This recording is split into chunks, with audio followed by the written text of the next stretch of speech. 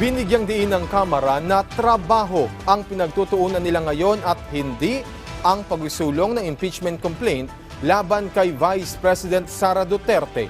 Si Mela Lesmoras ng PTV sa Balitang Pambansa. Mela.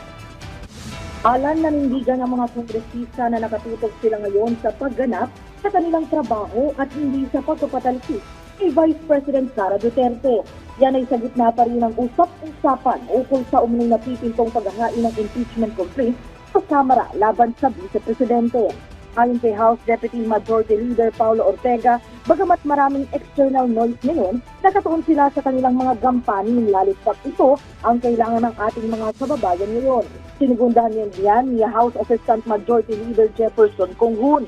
Kasabay niyan, iginit ng House Committee on Good Government and Public Accountability Chair Joel Chua na ang kanilang pagdinig ukol sa confidential funds ni VP Sara ay of legislation. Sa katunayan, sa susunod na linggo, maghahain na sila ng panukala mula sa kanilang mga nakalap na impormasyon sa pagdinig.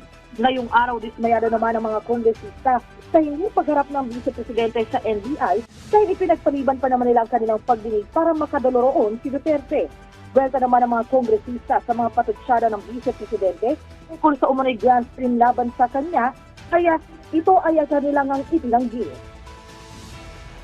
Niya, there is a grand scheme na pinagtutulungan siya.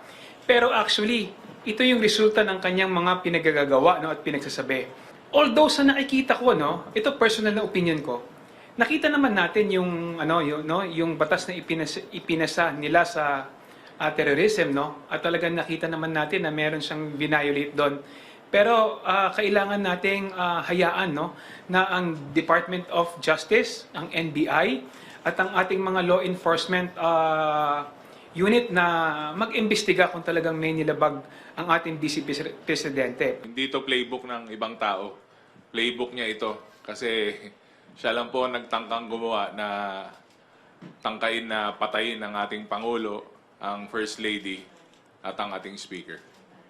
Alan, sa mga puntong ito ay inaabangan nga natin yung mga bagong magiging panayam sa ating mga kongresista ukol pa rin sa mga development ngayon sa ating mga tinutukang issue ngayon.